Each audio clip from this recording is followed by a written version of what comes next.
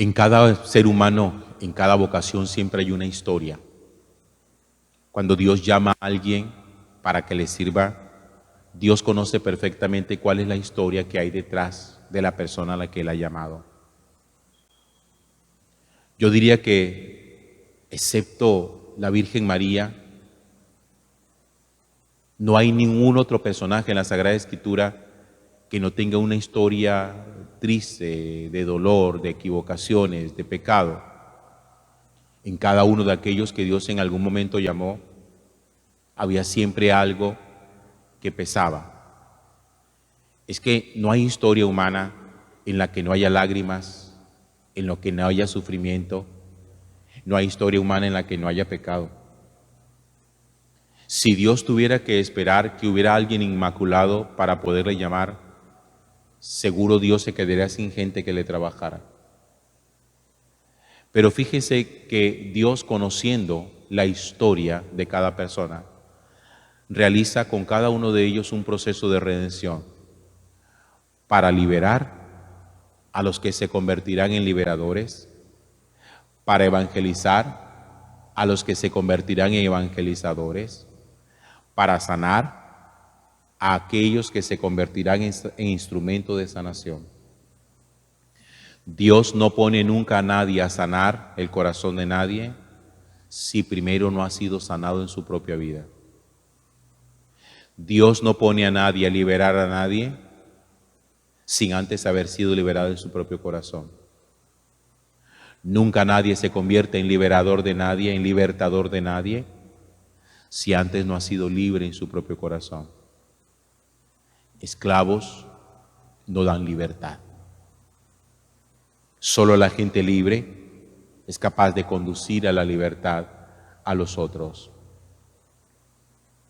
Desde ayer, acuérdense que el sábado pasado concluyó una historia que fue la historia de Jacob junto con sus 12 hijos y su hijo José, que llega finalmente a Egipto y se convierte en primer ministro de toda esa nación. A partir de ayer empezó una nueva historia, pero que es continuación de la historia de Jacob al llegar a Egipto, que es la historia de Moisés. Las circunstancias del nacimiento de Moisés son circunstancias adversas. En las circunstancias normales de esa época, Moisés no habría alcanzado a vivir. La orden del faraón, como los israelitas se habían multiplicado tanto en Egipto después de la llegada de Jacob con sus hijos, eran tantos que el faraón muchos años después se asustó y dio la orden de que todos los niños que nacieran varón deberían ser sacrificados. Había dado la orden de matar a todo varón que naciera. Ese era el destino de Moisés, haber sido muerto después de su nacimiento. Pero la mamá, intentando salvarlo, lo mete en un canasto y lo pone en el río, a ver si más adelante encuentra alguna otra comunidad donde su niño pudiera salvarse.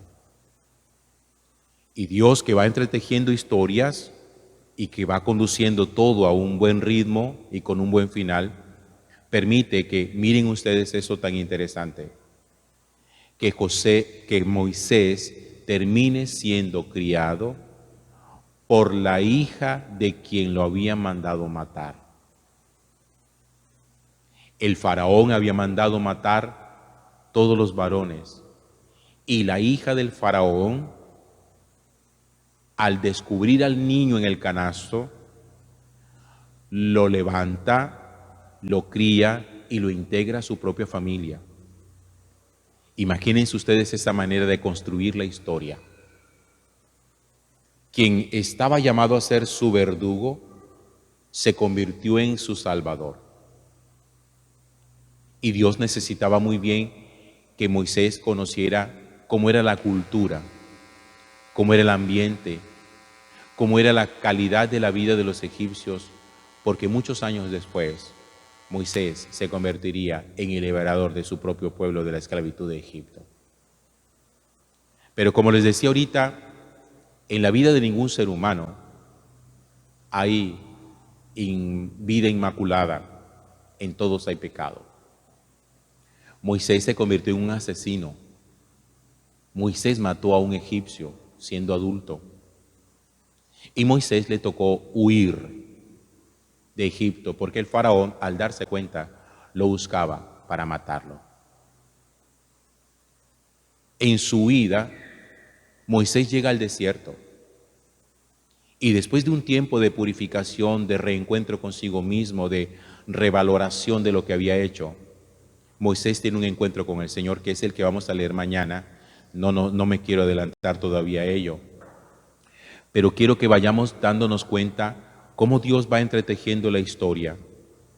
Y con todo y que Moisés había sido un asesino, Dios lo pone en un proceso de purificación interior para liberarlo de su propia culpa y poderlo convertir después en liberador de su propio pueblo. Por eso le decía a los demás, por eso le decía antes, nadie que sea esclavo puede convertirse en libertador de nadie.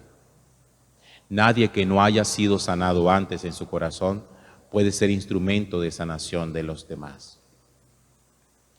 Y yo pienso que eso a nosotros también nos puede servir muchísimo, porque muchas veces luchamos por hacer cosas buenas y por ayudar a los demás. Y vale la pena que nosotros nos pongamos a pensar hasta dónde, en verdad, si queremos ser instrumentos de Dios, Dios ha hecho primero en nosotros una obra buena. Uno muchas veces, qué sé yo, de pronto por un afán solidario o por desocupado o porque necesita invertir su tiempo, uno muchas veces quiere hacer cosas por Dios. Pero hay gente que se pone a hacer cosas por Dios sin haber dejado que Dios haga cosas por él.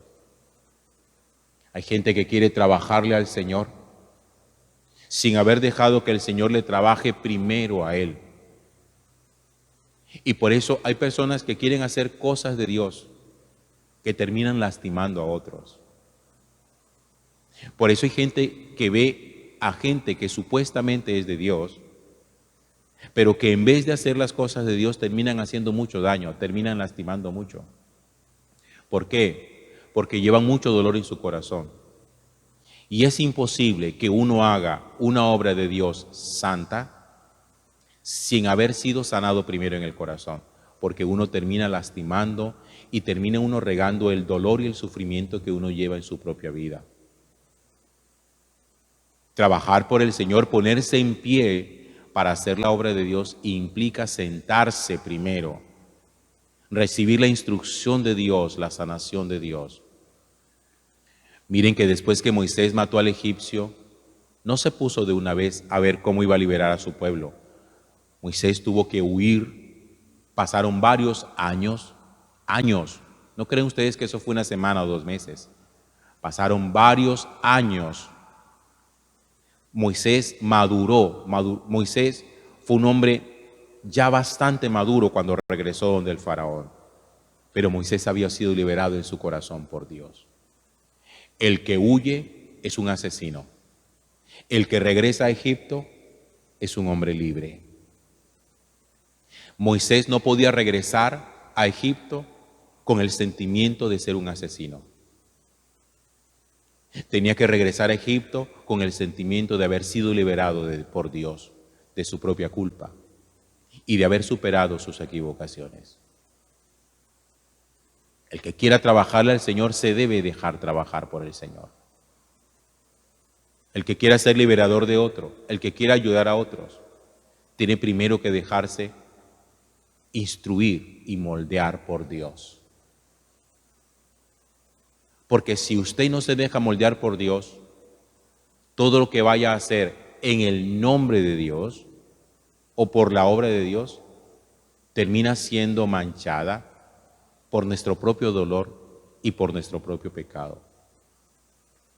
Por eso insisto y termino recordándole, una persona herida, cuya herida todavía está abierta, una persona lastimada que todavía le duela, una persona no sanada, una persona que no se haya reconciliado con Dios, el trabajo que pretenda hacer en nombre de Dios será inútil. Gloria al Padre, y al Hijo, y al Espíritu Santo. Como era en el principio, ahora y siempre, por los siglos de los siglos. Amén.